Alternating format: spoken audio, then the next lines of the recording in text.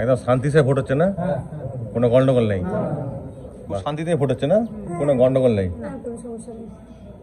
Very good. প্রিয় দর্শক, আমি তো এখন রয়েছি বালুরঘাটে। বালুরঘাটে আজকে ভোট হচ্ছে। শুধু বালুরঘাট নয়, বালুরঘাট, রায়গঞ্জ এবং দার্জিলিং লোকসভা কেন্দ্র, 3টি কেন্দ্রে ভোট হচ্ছে। আজকে হচ্ছে দ্বিতীয় দফার ভোট।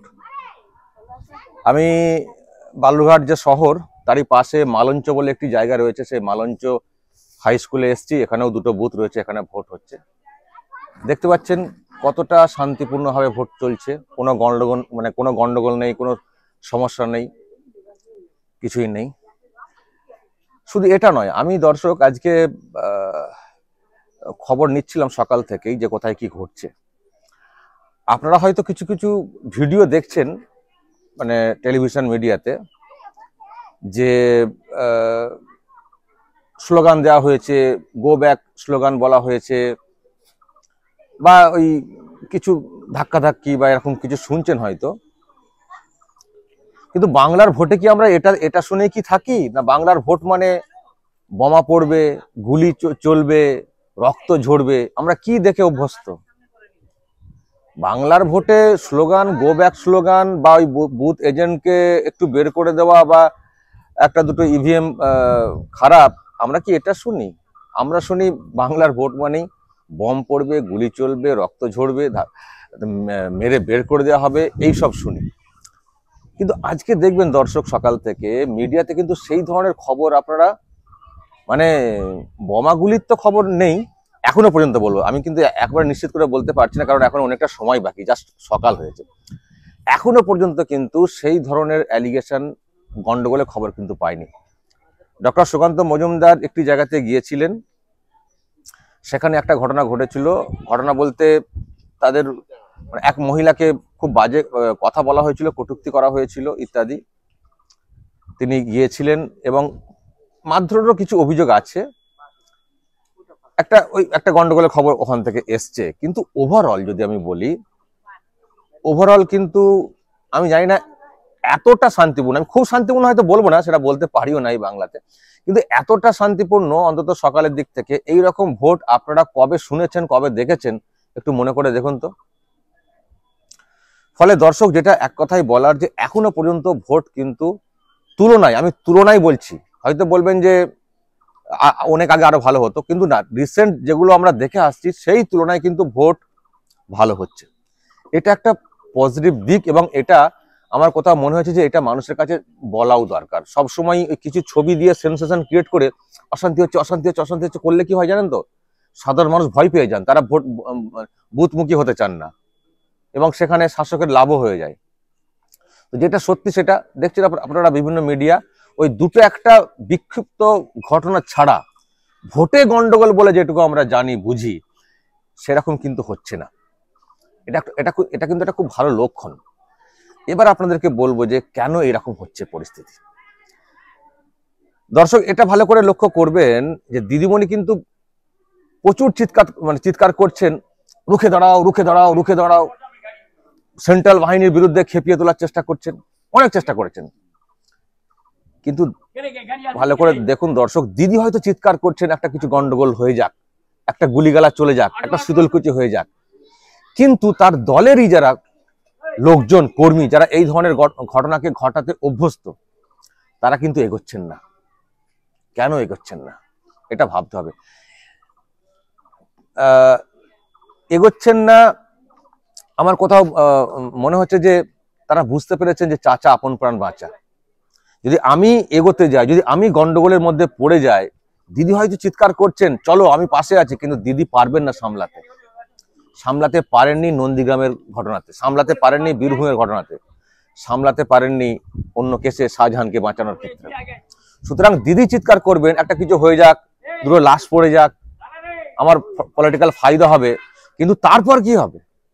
তারপর যে অশান্তি তৈরি হবে, তারপর যে পুলিশ কেস হবে, পুলিশ হয়তো সেই সময় পাকড়াও করবে না, কিন্তু যদি কলকাতা হাইকোর্টে মামলা হয়, তখন যদি সেন্ট্রাল এজেন্সির অর্ডার হয়ে যায় তদন্তের জন্য, তখন কি হবে? দিদি কি পেরেছেন বাঁচাতে? সুতরাং আমার যেন কোথাও মনে হচ্ছে এই শিক্ষাটা, এই বোধটা এসে গেছে এই দলের নিচে যারা কাজ করেন নিচু তলাতে তাদের মধ্যে। এবং সেই জন্যই হয়তো দিদি যতই উস্কানোর চেষ্টা করুন না কেন, এখানে সেখানে লাফালাফি করে দাপাদাপি করে, নিচে যারা কাজ করছেন তৃণমূল কংগ্রেসের হয়ে তারা কিন্তু সেই ফাঁদে আর পা দিচ্ছেন না। তাই হয়তো এত শান্তিপূর্ণভাবে ভোট হচ্ছে। আমরা কিন্তু এটাই চাই। আমরা বলি যে উনি পলিটিক্যাল ফায়দা তোলার চেষ্টা করবেন, ওনার একটা আলাদা উদ্দেশ্য রয়েছে, গন্ডগোল হলে, এইসব হলে, একটা সেন্সেশন ক্রিয়েট হলে একটা অন্যরকম পরিবেশ তৈরি হবে, তারপরে ছাপ্পা দিয়ে বেরিয়ে যাব, উনি হয়তো এটা চেষ্টা করবেন, ওনার এটা ইচ্ছে, কারণ বুঝে গেছেন যে না হলে জেতা খুব মুশকিল। কিন্তু এলাকার মানুষ, নিচে যারা কাজ করছেন তারাও বুঝে গেছেন যা লাভ হবে দিদির 14 তলাতে ঠান্ডা ঘরে বসে পা দোলাবেন, কিন্তু ভুগতে হবে আমাকে, আমার পরিবারকে, যেমন ভুগছেন নন্দীগ্রামের অনেকে, যেমন ভুগছেন রাজ্যের আরো অন্যান্য প্রান্তে, এই ফাঁদে পা দিয়ে, এই উস্কানিতে পা দিয়ে এই লড়াইটা করতে গিয়ে বা হাঙ্গামা করতে গিয়ে। আমার দর্শক কোথাও মনে হচ্ছে যে একটা সচেতনতা তৈরি হয়েছে। এবং আমি কিন্তু বলতে পারি জোর গলায় দর্শক, আমি কিন্তু এটা প্রথম থেকে বলে আসছি, আপনারা কিন্তু এই উস্কানিতে পা দেবেন না। সমস্যায় পড়লে আপনারা পড়বেন, আপনার পরিবার সমস্যায় পড়বে, তখন কিন্তু আপনারা দিদিকে পাশে পাবেন না। এরকম বহু ঘটনা ঘটেছে, দিদিকে পাশে পাওয়া যায়নি, গন্ডগোল করেছেন, নিজেরা ধরা পড়ে গেছেন সেন্ট্রাল এজেন্সির হাতে, পরিবার ভুগছে, পরিবার কান্নাকাটি করছে। এমনকি আমি এমনও খবর পাই আইনি লড়াই যে তারা লড়ছেন, যারা এখনো সেন্ট্রাল এজেন্সির হাতে বন্দী হয়ে রয়েছেন, সেখানেও সহায়তা আসছে না দলের তরফ থেকে। সুতরাং এটা কিন্তু ভেবে চলতে হবে, এটা ভেবে চলতে হবে। এবং এটা ভেবে আমি পরিষ্কার বুঝতে পারছি ভেবে চলছেন। এটা খুব একটা ভালো দিক, খুব ভালো দিক যে তারা সতর্ক হয়েছেন, সচেতন হয়েছেন, নিজের ভালো নিজে বুঝছেন। সেই জন্যই হয়তো দিদি যতই উস্কান, দিদির ভাইপো যতই উস্কান, তারা কিন্তু বুথেতে ওই এসে গন্ডগোল পাকানো সেটা কিন্তু এবার করছেন না। তবে হ্যাঁ, কিছু কিছু ক্ষেত্রে হয়তো কেউ এখনো উদ্যোগ দেখাচ্ছেন, উৎসাহ দেখাচ্ছেন, বুঝবেন ঠেলা। শুধু একটা বড় ঘটনা ঘটে যাক না, বুঝবেন ঠেলা। দিদি বাঁচাতে পারবেন না, দিদির পুলিশও বাঁচাতে পারবে না, কারণ ওখানে থাকবে না তো বিষয়টা। হলেই তো কলকাতা হাইকোর্টে মামলা হবে, কলকাতা হাইকোর্টে মামলা হলেই তো সেটা সেন্ট্রাল এজেন্সিকে দিয়ে এনকোয়ারি অর্ডার আসবে, আর তখন কি করবেন দিদি? এত তো উদাহরণ দেখছেন, এখনো যারা শিক্ষা পাননি, এখনো যাদের বোধ হয়নি, কিছু করার নেই। ওই দেখেছেন তো দুদিন আগে শেখ শাহজাহান সন্দেশখালীর বাঘ কেমন কাঁদছেন, তার জন্য কিন্তু আর এসি গাড়িও নেই, প্রিজন ভ্যানে, খটখটে প্রিজন ভ্যানে করে নিয়ে আসা হচ্ছে। আর কিভাবে কাঁদছেন দেখেছেন তো, বাড়ির লোকেরা, মেয়ে ওই কোনো রকম একবার হাতটাকে টাচ করার চেষ্টা করছেন, আর চোখের জল ধরে রাখতে পারছেন না। শেখ শাহজাহান কখনো কাঁদতে পারে এটা কখনো ভেবেছিলেন? আবার দিদি বলেছিলেন সম্পদ, ওকে টার্গেট করা হচ্ছে, পেরেছেন বাঁচাতে? এখন গোটা পরিবার ফেসে গেছে, এখন ভুগছে গোটা পরিবার, আর দিদি একটা সময় ফায়দা তুলেছেন। সুতরাং যারা এখনো বুঝছেন না, একটু বোঝার চেষ্টা করুন। শাহজাহানকে দেখুন, গন্ডগোল পাকাবেন না, মানুষের যে ভোটাধিকার সেটা প্রয়োগ করতে দিন না, তারপর যা রেজাল্ট হবে মেনে নেবেন। কেন এইসব ধাক্কা ধাক্কি? আর এই যে গো ব্যাক স্লোগান কি হচ্ছে, আমি দেখছিলাম ডক্টর সুকান্ত মজুমদারকে গো ব্যাক স্লোগান দেওয়া আছে, কি হবে ওটা দিয়ে কি আর বিরাট বাহাদুরি হয়ে গেল নাকি? এইসব মানুষগুলো তো চিহ্নিত হয়ে যাচ্ছেন না, যখন সিস্টেমের পরিবর্তন ঘটবে তখন এইসব লোকগুলো কোথায় যাবেন? তো নিজের ভালো নিজে বুঝবো না, গন্ডগোল পাকাবো। আজকে গন্ডগোল পাকাচ্ছি, কালকে টার্গেট হয়ে যাবো আমার, তারপরে আমি থাকবো কি করে, আমার ছেলেমেয়েরা স্কুল যাবে কি করে? একটু ভাববো না? শুধু অশান্তি পাকাবো, এরকমই জীবন কি কেটে যাবে? শাহজাহানকে দেখে শিখছেন না, কেষ্টকে দেখে শিখছেন না, বালুকে দেখে শিখছেন না, পার্থকে দেখে শিখছেন না যে কি অবস্থা? পেরেছেন দিদি বাঁচাতে পেরেছেন? যারা অনেক কিন্তু সচেতন হয়েছে, আমি কিন্তু এটা বলবো, অনেক মানুষ কিন্তু সচেতন হয়েছেন বলেই আজকে এইসব ভোটগুলো এত সুন্দর হচ্ছে। আশা করি পরের ধাপগুলো ভালো ভোট হবে। তবে দক্ষিণবঙ্গে কি হবে সেটা দেখতে হবে।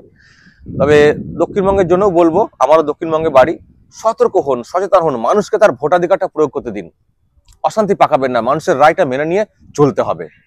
তাহলে কিন্তু আপনি ঠিক মতো করে ভবিষ্যতেও বাঁচতে পারবেন। নাহলে এখন হয়তো খুব বেঁচে যাচ্ছেন, অনেক সুবিধা হয়তো পেয়ে যাচ্ছেন, কিন্তু যখনই পরিবর্তন ঘটবে বাড়িতে থাকতেই পারবেন না। এটা ভাবুন, আপনার ছেলে মেয়েদের কথা ভাবুন। আমি আর একটা কথা আজকেও বলবো, আজকের দিনে এত সুন্দর ভোটটা হচ্ছে ভেবে, যেটা আমি বারবার বলে থাকি, গভীর রাতে ভাববেন, যখন আপনি শুয়ে থাকবেন, বাচ্চারা শুয়ে আছে, স্ত্রী শুয়ে আছে, গভীর রাতে ভাববেন যে আজকে আমি এখানে শুয়ে আছি, আমার বাচ্চারা, আমার ওয়াইফ নিশ্চিন্তে শুয়ে আছে।